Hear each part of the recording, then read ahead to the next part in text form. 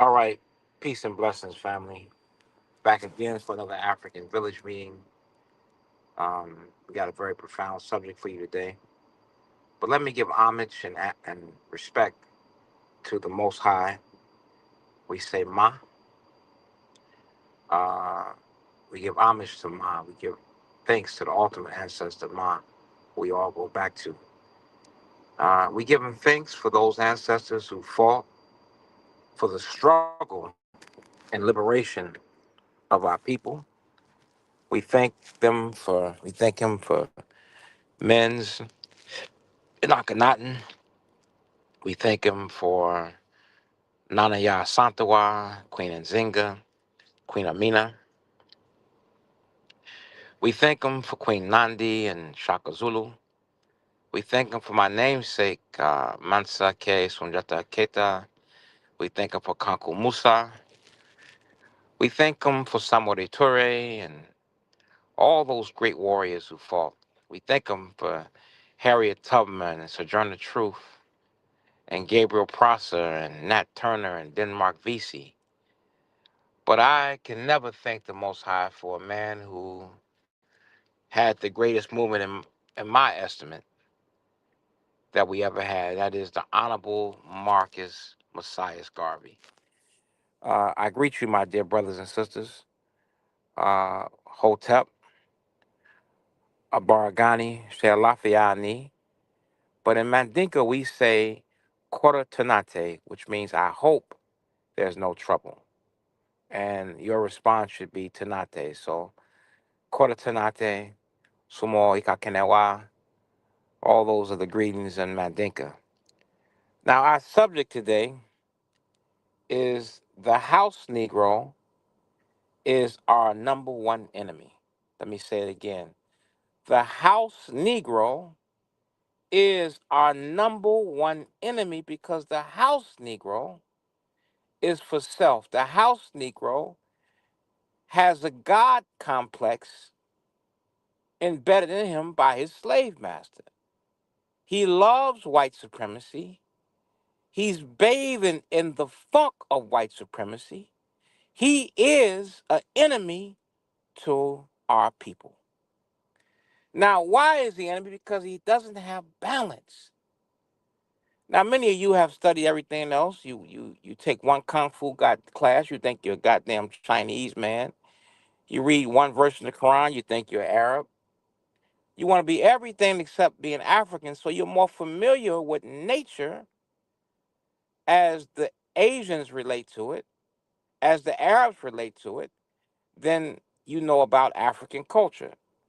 Now, if you look, nature is what everything's based upon.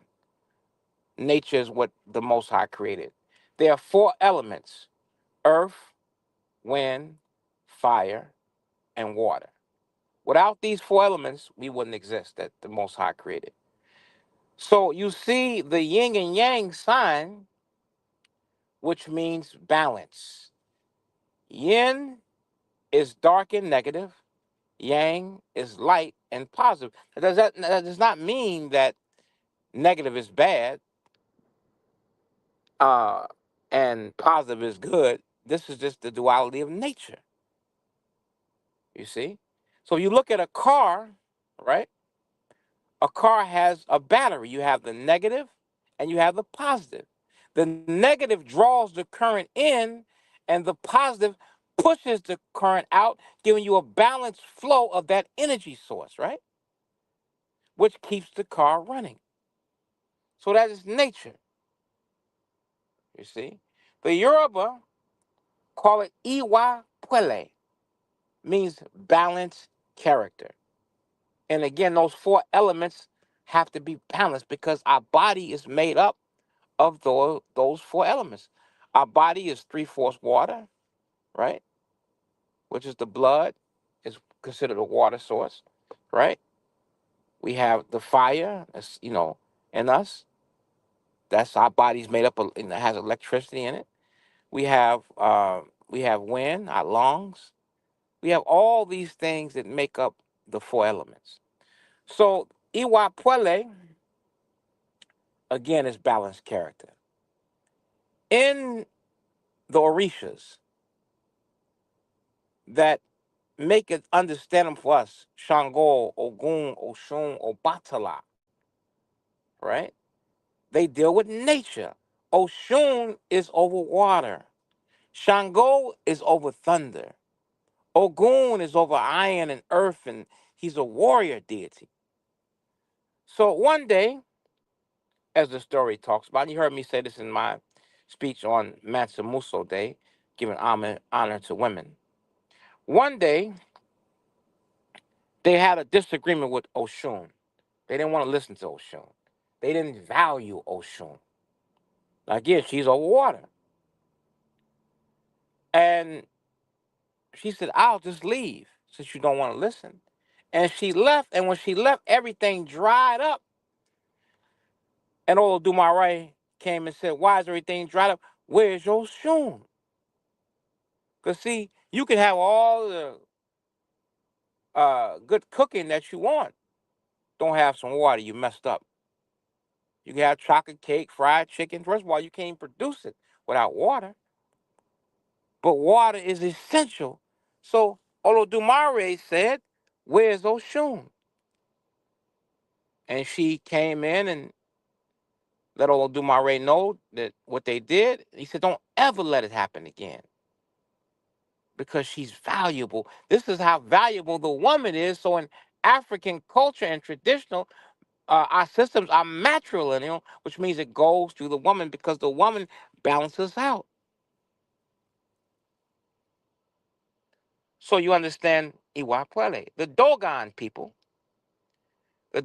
people believe in Ama, which is how they say God, and they say Ama gave them four sets or four pairs of ancestral deities, meaning eight in total. So they balance each other out. A duality, a balance is very essential to how we have to live our lives. The South African people, the Nkosa, I tried to get the click sound, but I couldn't get it. The the Zulu have something called Mbutu,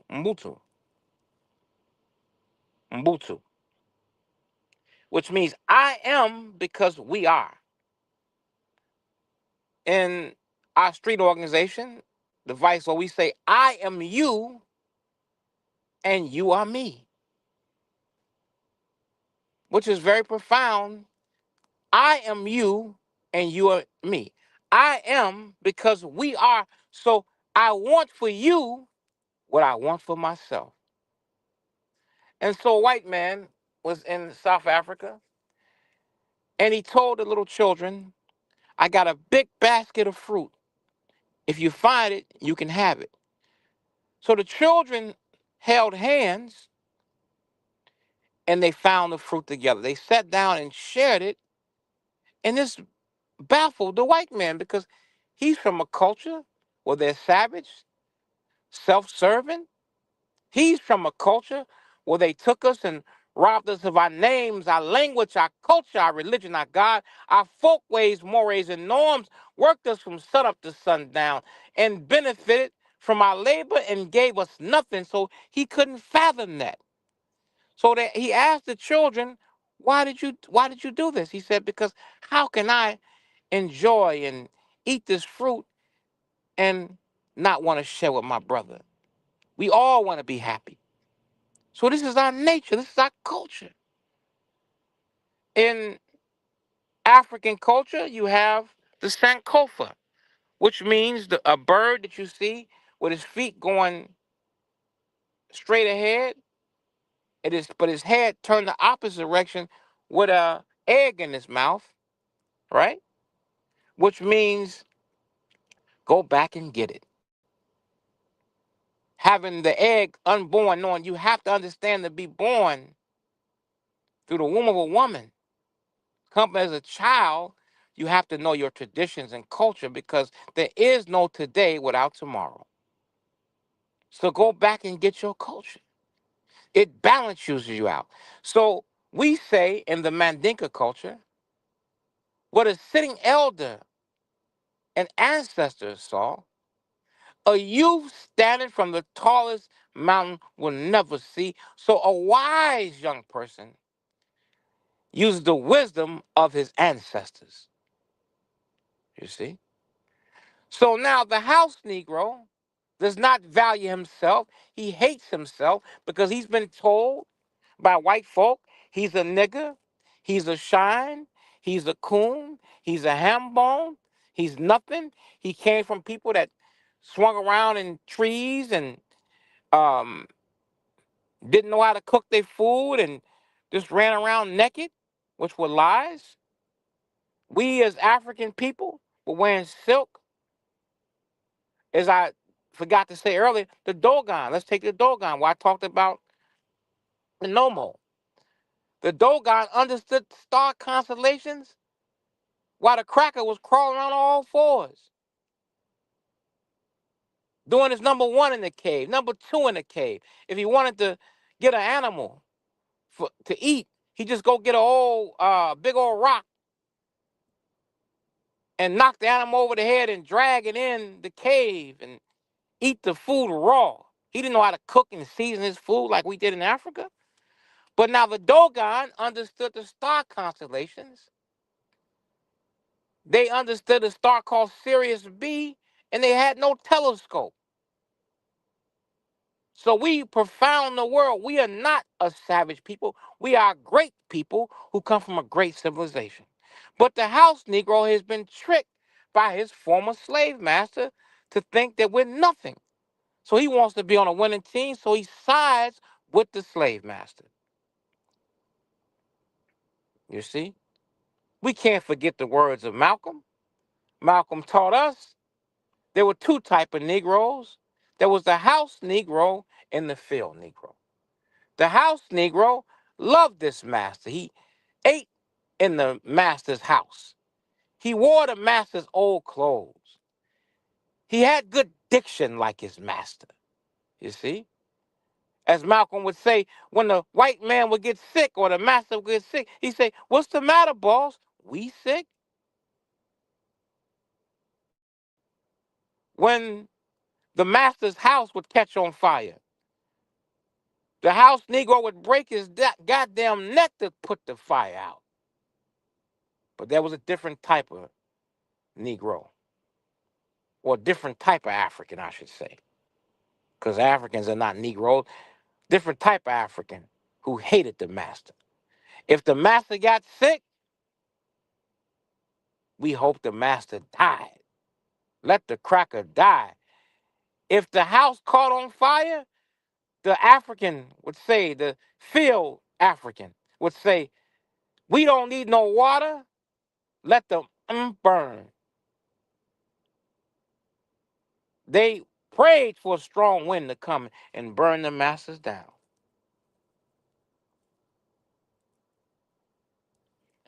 The house Negro was often a mulatto mixed with the white man's blood, so he had a dual allegiance.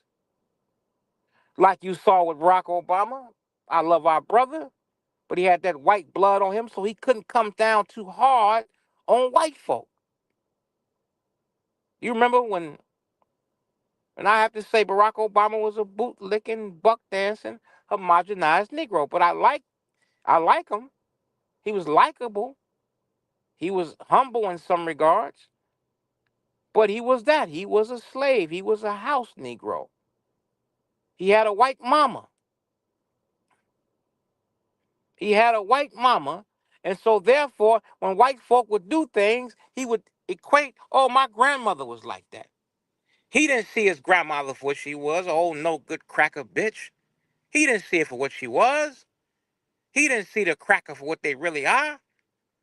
So when his friend Henry Louis Gates was at his house that he bought and paid for, and the police officers came up, they don't think a black man should have a nice house. They don't think a black man should have a nice car. I think of something, I'm going to get right back to my father, who was my ancestor, had a Cadillac. And this old cracker cop said, "What you doing with that car, boy?" And my father spoke up for himself, and he assaulted my father. So this is the mind of the cracker. This is the mind of white folk. So this is what happened with Henry Louis Gates. They arrested him, and Barack Obama said the cracker behaved stupidly and got so much slack. You don't even want to offend white folk. And goddamn it, we gonna get free. We got to offend these crackers. They got to understand because the white man is a narcissistic goddamn sociopath. He has no empathy for you whatsoever. And if you're gonna get free, if we're going to get some justice and freedom and equality in America, you got to offend this cracker. You got to know how you feel. Malcolm X said, stop slick talking him. Stop shucking and jiving. Let this bastard know how you feel. And Barack Obama didn't want to do that. So he had to have the cracker at the White House for a goddamn beer to pacify his slave master. He had to pacify the crackers. Now you watch Trump. Trump say all kind of stuff. Tell us Africa is a shithole, shithole countries. Say Haitians was eating dogs and cats. He don't ever apologize. This no good bastard Trump called for a lynching of the Central Park youth who were falsely accused of raping a cracker woman. And everybody's heart went out for him. I have no sympathy for a cracker when they die. I have no sympathy for a cracker when something happened to them because my empathy, my pain, and my hurt are for black people. After we done suffered 400 years, I can't cry no crocodile tears for no white man. However, Trump called for lynching. Come to find out, they were wrong. And he still hasn't apologized to this day for what he did. But yet Barack Obama, well, Mansa, I'm sorry I said that. You come on up to the White House for a beer. This is the kind of leaders we have. And every revolution that we've had, we always had house Negroes who sold us out. When you're educated by your slave master, he miseducates you. A man that will not treat you right will not teach you right. Let me say it again. A man that will not treat you right will not teach you right. So he always instills his racism in you, and you come out, as W.B. Du Bois taught, these are the ones that are going to lead the talented 10th. And you look at white society, most of the white billionaires did not have college degrees. Andrew Carnegie, right? Rockefeller, hmm? Henry Ford. Henry Ford, one time, they were making fun of him because he said, he didn't know this or know what president was. They asked him about who was the president or what number president was. He said, I don't have to know that. I could push a button and one of these college boys can come answer the question. So, however, those of us who've been educated by the not all, don't get offended, brothers and sisters got PhDs. I'm just saying, because if your PhD meant something, then we wouldn't be in this condition. We got a lot of PhDs, but yet we still begging on the white man for freedom, justice, and equality. So this means this man has not educated you, right? So you got to take it a step further, and you got to use that white man's education. You got to balance it again, huh? We talking about the Nomo. We talking about Mbutu. We talking about Sankofa. You got to take that white man education and balance it with an African Center education in order to do your people the service they deserve. But let me get back to the revolutions. Every revolution that we have was undermined by a house Negro. And those who were educated by them, even our brother Toussaint Overture, when the revolution took place, right, he saved his former slave masters. He thought that he could talk because he spoke good French. Voulez-vous, la pa pa pa pa, et pom pam, wa- he thought spoke all that French. Et ça va, et merci, mou, mou, mou, and thought that good French was going to make him talk to this cracker Napoleon, and Napoleon would do justice by him. But Jean-Jacques Dessalines had no compromise in him. So they told Toussaint Overture to come to France to negotiate. When he got there, they tricked him, put him in a dungeon, and he died. You cannot compromise with your slave master. You cannot recite a poem to a man with a sword in his hand. No compromise with the cracker. We want freedom. We want justice. We want equality. We want to separate. You can't negotiate with them. So, although he tried, you see the end results. Also, at one point in time in the Haitian Revolution, the House Negroes, the mulattoes, went and met with a Haitian official. I can't think of the cracker's name at this time. But he had all of the wives come to a good big banquet. And they ate, had a good time. And at the end of this banquet, he gave them all a box that they thought was a present. And in the box was their husband's head decapitated. See? You can't compromise with this cracker. And the house Negro is so foolish, he thinks he can. If we look at Gabriel Prosser, Gabriel Prosser in 1801 had heard about the Haitian Revolution. He was a blacksmith. He started galvanizing the people in Virginia. And as he galvanized the people in Virginia, he got thousands. They were going to have a great revolt. And the day of the revolt, they had a big storm. And they had to postpone it till the storm cleared up. And one of his closest confidants went and told the white folk. And when they got ready to hang him, he stood up strong. And so many words told him, it's liberty or it's death. Always a house Negro that betrays us. Look at Denmark Vesey.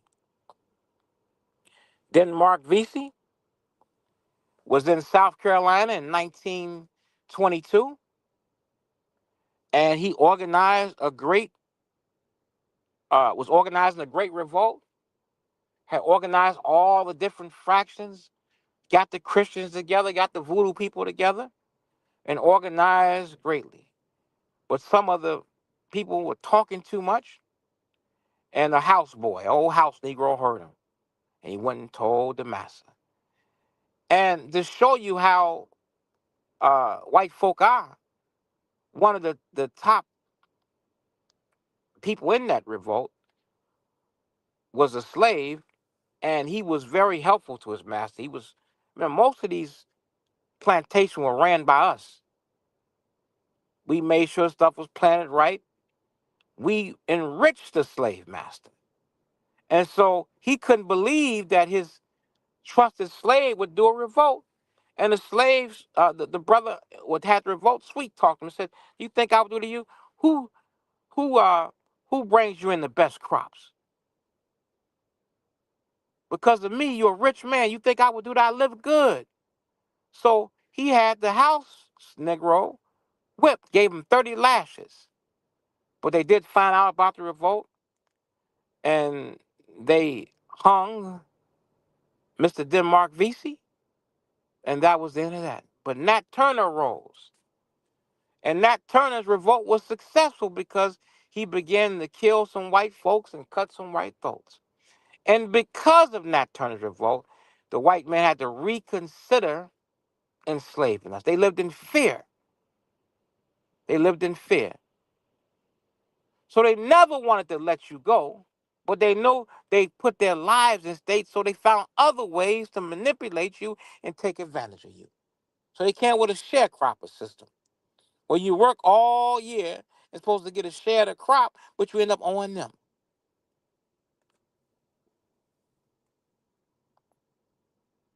Brothers, let's look at FBA. FBA is a bunch of bootlicking, buck dancing, homogenized Negroes. I am no goddamn American. I'm an African who was brought to America against my will. I had no say so in the Declaration of Independence. I had no say so in the Constitution. I never said, my ancestors never said, Kunta Kinte never said he wanted to call himself no goddamn American. Huh? None of our African ancestors ever got in line with that. So why today am I American? That shows I'm a conquered man. I remember what you did to us. And I will fight, goddammit, with every last breath I have to get redemption for Africa to settle an old score. I don't lay down and call myself what the goddamn white man call himself. Hell no. I'm a warrior. And I'm an African in every sense of the word. But here these bootlicking Negro, we's American. We's foundational black Americans. You can identify with the cracker, but you can't identify with your African self. You want to be everything, but I'm an Indian. I'm Sitting Bull. I'm Hiawatha. No archaeological evidence to prove this whatsoever, that you were no Indian. But they believe that. And I say, I have no desire, or I won't spend a second arguing with no ignorant nigga who think he an Indian. Now, some of us are mixed, and some of us are mixed with them, and I can respect that. I can respect that. Some of us did mix with them, but very few of us did. Did you ever see the thing with Morgan Freeman, Don Cheadle, I think Chris Rock? Morgan Freeman thought he was Choctaw. Oh, my grandmother was Choctaw. When they go to do the DNA testing, right? They didn't find no goddamn Choctaw in him. And when you were interacting with these Indians, the Cherokee, the Choctaw, and all these other Indians, uh, they were the five civilized that they own Negroes. They ain't nothing to be proud about. They would help catch you for the white man, but you don't want to be African. This is the thing with foundational Black American. And so Tariq Nasheed, what he wants to do is exacerbate tension between us and Africa, because the white man knows that if we ever unite, the African on the continent and the African in the diaspora, huh? Diaspora meaning Brazil and South America, some in Europe, we ever unite, how powerful we could be. With nearly 2 billion people, and 2 billion people pull their resources, just in America alone, look at the trillions of dollars we have. The resources that we ever unite and work together, we're unstoppable. So why you want to divide us up? Any great general has good diplomatic ties with other nations. So why would Tariq Nasheed malign and disrespect Africa the way he does? He's doing the bidding for white folks. He's a disloyal, slave ass nigga who hates his own people, hates himself.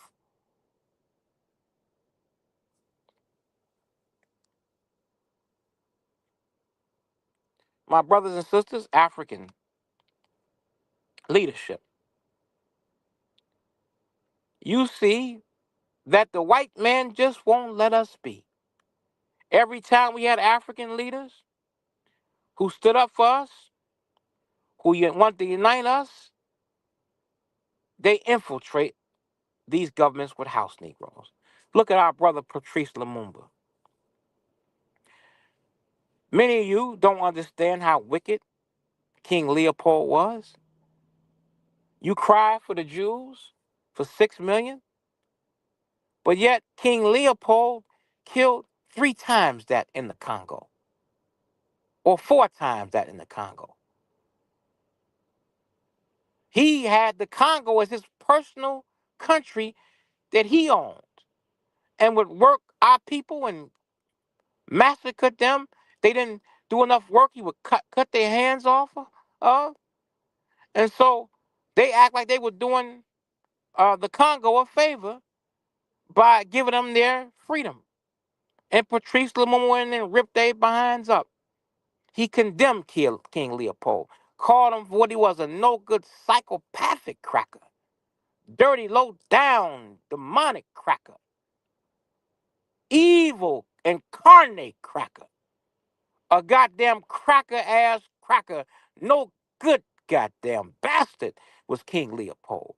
He called him out, told him what he was. They didn't like it. And they used his brother, Mobutu, not to be not meaning the South African word, because I am because we were, that nigga was a house nigga.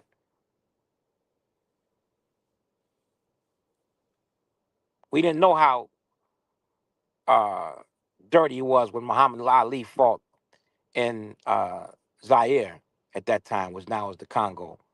We didn't know how low down he was, but they used him to assassinate our brother Patrice Lumumba. And the Congo to this day is still being exploited by these crackers. All of the gold and minerals that the Congo has is being exploited by the Belgium and French and European nations.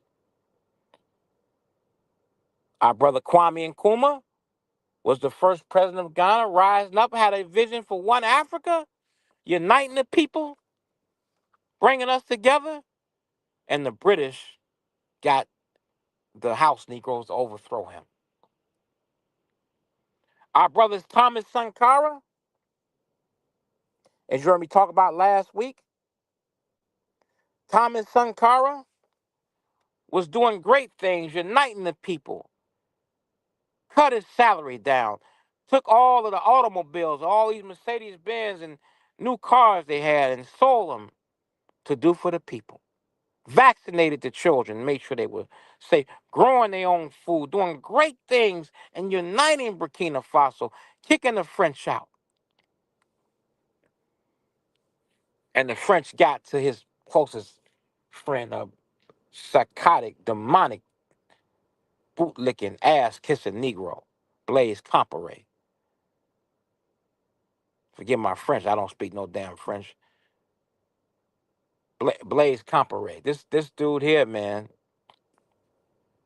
was wicked and killed his brother Thomas Sankara. They let him stay in their home. He was his closest friend. He's not balanced. He doesn't have that South African Mobutu. I am because we are. I am because I am. He didn't think of the people. He thought of himself. It was in power 27 or 28 years. And now the Ivory Coast and France is keeping him there after what he did. You see? You see what happened um, with our brother Ibrahim Traoré.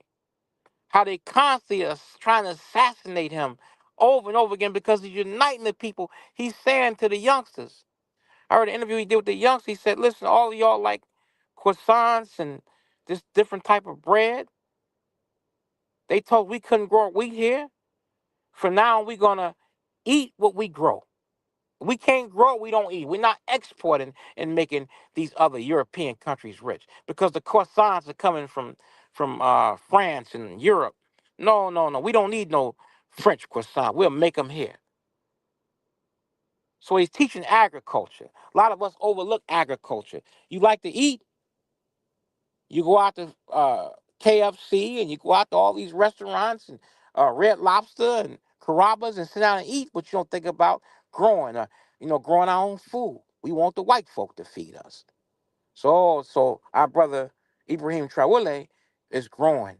He's raising the young people right, but yet he's constantly attacked by house Negroes. So as I get ready to conclude, religion is full of house Negroes. You look at these preachers who tell you lies that a puff of smoke is going to pay your bills, churches on every block. They're not telling you practical things as black men and black women. Vernon Johns, I think his name was, who had the 16, no, not 16, but that church, I forgot the name of the church, where Dr. King was the pastor during the Montgomery bus boycott. He was a pastor, probably, but he was too radical. He was talking about growing his own food. He was not bowing down to white supremacy. And they fired him and got Dr. King. This is no nothing to disrespect Dr. King, but the brother was radical. But you don't hear the church talking about growing your own food. There are a few of them that do. There's a brother that I invited out to get an award. He's growing their own food. So some are, but the vast majority are just out for self, prosperity message. They're not educating our people rights. They're not fighting white supremacy. They're not telling the young man, do for self. Let's take the black dollar and recirculate itself. They're not telling you how this white man is no good and how we got to fight, to struggle to get independent and separate from them. They're not talking that. They talking old milk toast, bootlicking, homogenized theology. They're not talking a black revolution theology like Jeremiah Wright was. When Jeremiah Wright was a revolutionary teacher, he was a great teacher. He taught like I was supposed to be taught. He said, God damn America. Not God bless America. He said, God damn America. And Barack Obama separated himself from Jeremiah Wright. That was the right type of preacher. Then you got Islam, where the vast majority of our people are not teaching right. They want you to be an Arab. They never have spoke out against uh, Arab supremacy. For over 1,000 something years, they've been enslaving and murdered. They never speak up. They are the Uncle Abdullahs. They're house Negroes, Arab house Negroes, uh, eunuch house Negroes. The Arab would castrate. They castrated imams, castrated sheikhs when you won't speak up to what the goddamn Arab is doing. And I say this, and I don't care if you get mad at me or not, it makes no sense. Religious Uncle Abdullah imams, Uncle Abdullah sheikhs, we should not be going to Mecca if they don't treat black people right. We should not be giving billions of dollars, go there buying water from this sand rat, staying in the sand rat hotels, if they don't treat our people right. You have not spoke out. We have not seen a civil rights movement. We talking about the house Negro now. The boot-licking, ass-kissing Uncle Abdullah house Negro, the eunuch house Negroes. We've seen civil rights movement. We've seen Dr. King stand up. We've seen all of us stand up here and march against the white Christians, went up against Bubba and all these other tobacco chewing crackers. When have the uh, Muslims ever spoke out against these Arabs? They never do. This is a house Negro I'm talking about. We have house Negroes that talk about, they talk to God on spaceships, driving around in Rolls Royces, Mercedes Benz, taking advantage of the youth. And we don't want to speak out against that. And when I speak out again, they get mad at me. So I'm saying the time is out for the house Negro. My conclusion. We have to fight hard, my brothers and sisters, to unite with each other. We cannot allow house Negroes to take advantage of us no more. And there has to be a price to pay when you betray our people. And what's good for the goose is good for the gander. What do the white man does with those of his people who commit treason? Is the death penalty. And I'm saying it has to be the same damn death penalty for house Negroes who sell us out. Let us unite. Let us get back to I am because we are. Let us get back. Let us go back and get it. Get our African knowledge, our African traditions, our African culture, and balance our character out. We're too much like white folk. You dress like white folk. eat like white folk, think like white folk, talk like white folk, walk like white folk. It's time to balance your character out. Kill the house Negro in you and wake up and be a mighty African. Let's unite and do for self. We are a mighty people. There's no obstacle we can't overcome if we believe in ourselves. I thank you so much as I end and please um, help us, support us. Go in the link and send a cash app to help with the movement. We have our, on Tuesday, we will have our Royal African Guard class where black men are coming together, learning how to grow our own food, learning health and nutrition, learning how to have better relationships with our wives and children, how to be better fathers, how to be warriors for our community. And on Saturday, we have the Queens of Africa class, which we had yesterday, which is led by Sister Yande Konote. And we talked about Sister Dr. Na, teaching ladies how to be ladies, to be ladylike. Stop putting that damn blonde hair in your hair. Stop wanting to be a white woman. Ain't no woman more beautiful than you, sister. To love yourself, take care of yourself, be healthy, eat right, exercise. This is no slight to any sisters who are heavy set, because some heavy set sisters are more fit than little bitty skinny sisters. But to love yourself and love who you are, have better relationships with your husbands and your family and your children. This is what the Queens of Africa class is teaching. So unite with us. Um, I leave you. I thank you. I'll leave you with African proverbs. When two elephants fight, it is the grass that suffers. So when we don't unite and we fight each other, we're suffering as a people. Let us unite. Thank you so much. God bless you. And I look forward to hearing from you. Remember, again, please hit the Cash App, man. Donate, help us out. Uh, Peace and love. Thank you.